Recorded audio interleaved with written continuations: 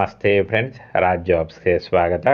Karnataka police ನೇಮಕಾತಿ 2023 ಅಂತ ಕೊಟ್ಟಿದ್ದಾರೆ ನೋಡಿ. ಕರ್ನಾಟಕ ಪೊಲೀಸ್ ಇಲಾಖೆಯಿಂದ 2023ರ ಸರ್ಕಾರಿ ಹುದ್ದೆಗಳು.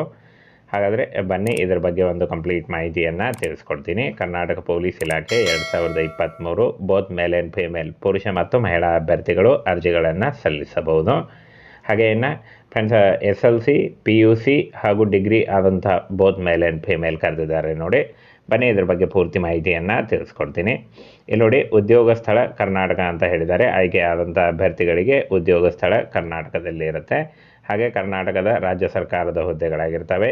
ಉದ್ಯೋಗ ವರ್ಗ ನೇಮಕಾತಿ ಇರುತ್ತೆ. KSP ನೇಮಕಾತಿ 2023. ಹಾಗೆ ಇನ್ನು ಕರ್ನಾಟಕ ರಾಜ್ಯ ಪೊಲೀಸ್ ಇಲಾಖೆಯಿಂದ ಖಾಲಿ ಹುದ್ದೆಗಳ ಸಂಖ್ಯೆಯನ್ನು ನೋಡೋದಾದರೆ 12,500 ಬೃಹತ್ ಹುದ್ದೆಗಳಾಗಿರ್ತವೆ. ಹಾಗೆ ಇನ್ನು ಫ್ರೆಂಡ್ಸ್, ಕಾನ್ಸ್ಟೇಬಲ್ ಹುದ್ದೆಗಳಿಗೆ ಅರ್ಜಿ ಸಲ್ಲಿಸುವಂಥ ಅಭ್ಯರ್ಥಿಗಳು SLC ಮಾಡಿರಬೇಕು ಅಂತ ಹೇಳಿದ್ದಾರೆ ನೋಡಿ. ಇಲ್ಲಿ ನೋಡಿ, SLC ಮಾಡಿರಬೇಕು ಅಂತ ಹೇಳಿದ್ದಾರೆ.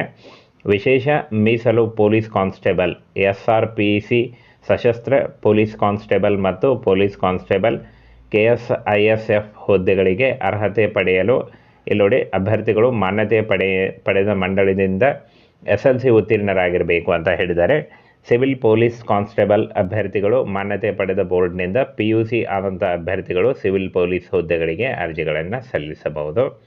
ಹಾಗೆ ಇನ್ನು ಸಬ್ ಇನ್ಸ್ಪೆಕ್ಟರ್ ಹುದ್ದೆಗಳಿಗೆ ಅರ್ಜಿದಾರರು ಯಾವುದೇ ಅಧ್ಯಯನದಲ್ಲಿ ಅಥವಾ ಕ್ಷೇತ್ರದಲ್ಲಿ ಪದವಿಯನ್ನು ಹೊಂದಿರಬೇಕು ಅಂತ ಹೇಳಿದ್ದಾರೆ. ಡಿಗ್ರಿ ಮಾಡಿದಂಥ ಅಭ್ಯರ್ಥಿಗಳು ಸಬ್ ಇನ್ಸ್ಪೆಕ್ಟರ್ ಹುದ್ದೆಗಳಿಗೆ ಅರ್ಜಿಗಳನ್ನು ಸಲ್ಲಿಸಬಹುದು.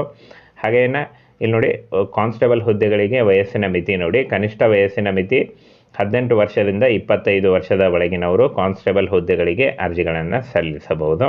ಹಾಗೆ ಇನ್ನು ಸಬ್ ಇನ್ಸ್ಪೆಕ್ಟರ್ ಹುದ್ದೆಗಳಿಗೆ ಕನಿಷ್ಠ ವಯಸ್ಸಿನ ಮಿತಿಯನ್ನು ನೋಡೋದಾದರೆ 21 ವರ್ಷಗಳು ಅಂತ ಕೊಟ್ಟಿದ್ದಾರೆ. ಗರಿಷ್ಠ ವಯಸ್ಸಿನ ಮಿತಿ ನೋಡಿ, ಸಾಮಾನ್ಯ ಅಭ್ಯರ್ಥಿಗಳಿಗೆ 28 ಇದ್ದರೆ 2A 2B ಮತ್ತು 3A 3B ಅಭ್ಯರ್ಥಿಗಳಿಗೆ ಅಥವಾ SC ST ಕ್ಯಾಟಗರಿ 1 ಅಭ್ಯರ್ಥಿಗಳಿಗೆ 30 ವರ್ಷ ಇರುತ್ತೆ.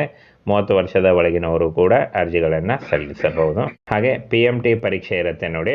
ಕಾನ್ಸ್ಟೇಬಲ್ ಹುದ್ದೆಗಳಿಗೆ ಪುರುಷ ಅಭ್ಯರ್ಥಿಗಳಿಗೆ ದೈಹಿಕ ಮಾನದಂಡಗಳು ಅಂತ ನೋಡೋದಾದರೆ ವರ್ಗ ನೋಡಿ, ಎತ್ತರ, ಎದೆ, ಬುಡಕಟ್ಟು ಪುರುಷ ಅಭ್ಯರ್ಥಿಗಳಿಗೆ 155 ಸೆಂಟಿಮೀಟರ್ ಎತ್ತರ ಇದ್ದರೆ 86 ಸೆಂಟಿಮೀಟರ್ ಎದೆ ಬೇಕಾಗುತ್ತೆ ಅಂತ ಹೇಳಿದ್ದಾರೆ ಪುರುಷ ಅಭ್ಯರ್ಥಿಗಳಿಗೆ.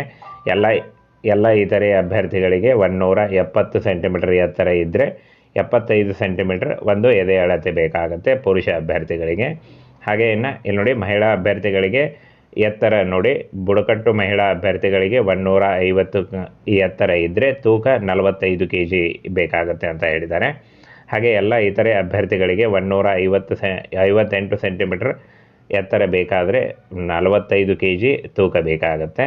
ಹಾಗೆ ಇನ್ನು ಸಬ್ ಇನ್ಸ್ಪೆಕ್ಟರ್ ಹುದ್ದೆಗಳಿಗೆ ಅರ್ಜಿ ಸಲ್ಲಿಸುವಂಥ ಅಭ್ಯರ್ಥಿಗಳಿಗೆ ಇಲ್ಲಿ ನೋಡಿ, ಎತ್ತರ 168 ಪುರುಷ ಅಭ್ಯರ್ಥಿಗಳಿಗೆ ಹಾಗೂ ಎದೆ 86 ಸೆಂಟಿಮೀಟರ್ ಅಂತ ಕೊಟ್ಟಿದ್ದಾರೆ ನೋಡಿ. ಹಾಗೆ ಸೇವೆಯಲ್ಲಿರೋ ಪುರುಷ ಅಭ್ಯರ್ಥಿಗಳಿಗೆ 168 ಮೀಟರ್ ಎತ್ತರ ಬೇಕಾದರೆ 86 ಸೆಂಟಿಮೀಟರ್ ಎದೆ ಬೇಕಾಗುತ್ತೆ ಪುರುಷ ಅಭ್ಯರ್ಥಿಗಳಿಗೆ. ಇನ್ನು ಮಹಿಳಾ ಅಭ್ಯರ್ಥಿಗಳಿಗೆ ಇಲ್ಲಿ ನೋಡಿ, ವರ್ಗ ಎತ್ತರ 157 ಸೆಂಟಿಮೀಟರ್ ಇದ್ದರೆ ತೂಕ 45 kg ಬೇಕಾಗುತ್ತೆ ಅಂತ ಹೇಳಿದ್ದಾನೆ. ಹಾಗೆ ಇನ್ನು ಅರ್ಜಿ ಶುಲ್ಕವನ್ನು ನೋಡೋದಾದರೆ general, OBC, 2A 2B 3A ಮತ್ತು 3B ಅಭ್ಯರ್ಥಿಗಳಿಗೆ 250 ರೂಪಾಯಿ ಇದ್ದರೆ SC ST ಮತ್ತು ಕ್ಯಾಟಗರಿ 1 ಅಭ್ಯರ್ಥಿಗಳಿಗೆ 100 ರೂಪಾಯಿ ಇರುತ್ತೆ. 100 ರೂಪಾಯಿ ಅರ್ಜಿ ಶುಲ್ಕವನ್ನು ಪಾವತಿಸಬೇಕಾಗತ್ತೆ. ಹಾಗೆ ಇನ್ನು ಕರ್ನಾಟಕ ಪೊಲೀಸ್ ನೇಮಕಾತಿ ಆಯ್ಕೆ ಪ್ರಕ್ರಿಯೆಯನ್ನು ನೋಡೋದಾದರೆ ಲಿಖಿತ ಪರೀಕ್ಷೆ, ಭೌಗೋಳಿಕ ಅಳತೆಗಳ ಪರೀಕ್ಷೆ PMT ಮತ್ತು ದೈಹಿಕ ಸಹಿಷ್ಣುತೆ ಪರೀಕ್ಷೆ PET ಮತ್ತು ಸಂದರ್ಶನ ಹಾಗೂ ದಾಖಲೆ ಪರಿಶೀಲನೆ ಮೂಲಕ ಆಯ್ಕೆ ಮಾಡಿಕೊಳ್ಳಲಾಗುತ್ತೆ. ಈ ಒಂದು ಹೇಗೆ ಪ್ಯಾಟರ್ನ್ ಇದೆ, ಇದೇ ಪ್ಯಾಟರ್ನಲ್ಲಿ ನಿಮಗೆ ಆಯ್ಕೆಯನ್ನು ನಡೆಯುತ್ತೆ. ಹಾಗೆಯೇ ಫ್ರೆಂಡ್ಸ್, ಅಧಿಸೂಚನೆಯನ್ನು ಅತಿ ಶೀಘ್ರದಲ್ಲಿ ಬಿಡುಗಡೆ ಮಾಡಲಾಗುತ್ತೆ ಅಂತ ಹೇಳಿದ್ದಾರೆ.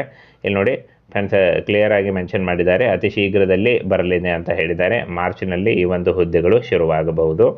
ಹಾಗೆಯೇ ಅಪ್ಲಿಕೇಶನ್ ಮೋಡು ಆನ್ಲೈನ್ ಮೂಲಕ ಅಫಿಷಿಯಲ್ ವೆಬ್ಸೈಟ್ಗೆ ಹೋಗಿ ನೀವು ಅರ್ಜಿಗಳನ್ನು ಸಲ್ಲಿಸಬಹುದು.